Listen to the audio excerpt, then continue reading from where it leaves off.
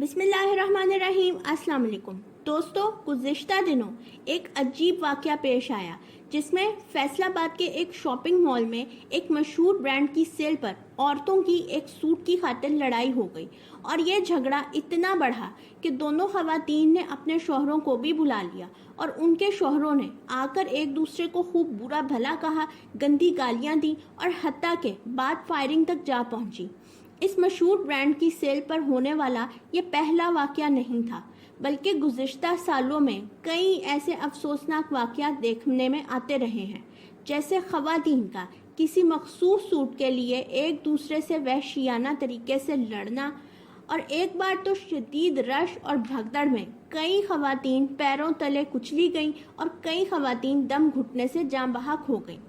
دوستو، ان افسوسناک واقعات کے ذمہ دار اس برانڈ سے کہیں زیادہ ہم عوام ہیں، جس نے ہرس، لالچ اور میٹیریلسٹک لائف سٹائل کو خود پر اتنا زیادہ سوار کر لیا ہے کہ چند مادی خواہشات اور ضروریات پوری کرنے کے لیے ہم ہر حد سے گزرنے کو تیار ہیں، چاہے کسی کا گلا کاٹنا پڑے یا کسی کی لاش پر سے گزرنا پڑے۔ اور پھر اس میٹیریلزم کی وجہ سے ہونے والے شدید نقصانات اور آگے پیش آنے والی بدترین پریشانیوں کی طرف سے ہم نے بالکل آنکھیں بند کر رکھی ہیں، جبکہ ایسا ہرگز نہیں ہے کہ ہمیں نقصانات کا علم نہ ہو، صرف ہم اسے دیکھنا نہیں چاہتے۔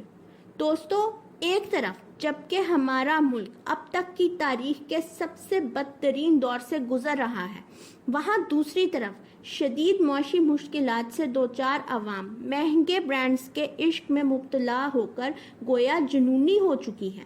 ایسے واقعات پر عموماً یہی رائے دی جاتی ہے کہ عوام اصل میں شدید ڈپریشن کا شکار ہے، اس لیے وہ ایسی مادی چیزوں سے اٹھ کر لڑنے مرنے کو تیار ہے، وغیرہ وغیرہ۔ دوستو، میری رائے میں اسے ڈپریشن سے زیادہ مذہب سے دوری کہا جائے تو وہ زیادہ بہتر ہوگا۔ کیا ہم نہیں جانتے کہ ہمارا دین ہمیں سادگی کا درس دیتا ہے یا میٹیریلزم کا؟ کیا ہم بھول گئے ہیں کہ اللہ تعالیٰ اور اللہ تعالیٰ کے نبی صلی اللہ علیہ وسلم سادگی پسند فرماتے ہیں؟ تو ہم نے کیوں مادی چیزوں کو اپنے سکون کا ذریعہ بنایا ہوا ہے؟ اور اس لیے اللہ تعالیٰ ہمیں جتنا دیتا ہے ہم اس پر کبھی راضی نہیں ہوتے اور نہ ہی شکر ادا کرتے ہیں۔ اچھا کھانا، پہننا، گھومنا پھرنا کوئی حرام کام یا غلط بات نہیں ہے، لیکن افسوس ہم پاکستانیوں نے انہی چیزوں میں اپنا سکون اور اپنی زندگی کا مقصد ڈھونڈنا شروع کر دیا ہے۔ اس لیے ہم بجائے خوش رہنے کے مسلسل ڈپریشن کا شکار ہوتے جا رہے ہیں۔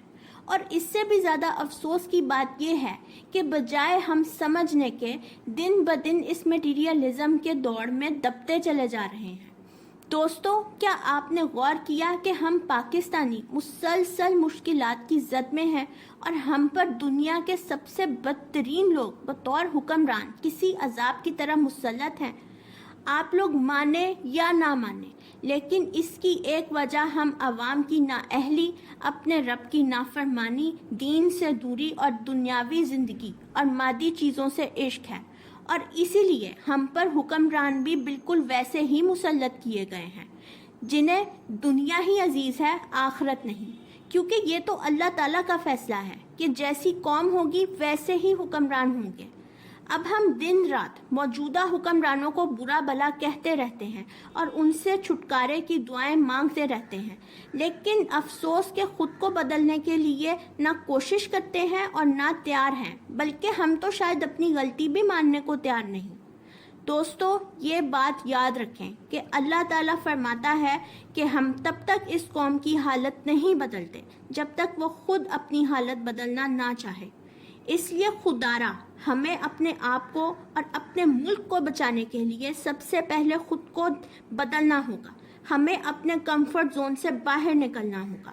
ہم پاکستانی کوئی گئی گزری قوم نہیں ہے کہ ہمیں کوئی بھی سو کالڈ سپر پاور آرام سے روند کے چلی جائے، اور نہ ہی ہمیں اپنی قوم کو بنی اسرائیل بنانا ہے جو اللہ تعالیٰ کی بے پناہ نعمتوں کے باوجود ناشکری اور نافرمان رہی۔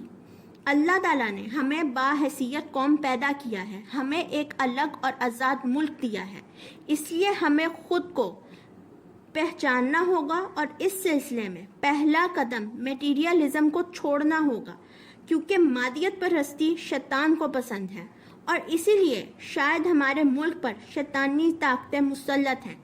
लेकिन ये अब हमने तय करना है कि हमने शैतान के रास्ते पर चलना है कि हमने अपने रब की अताअत करनी है।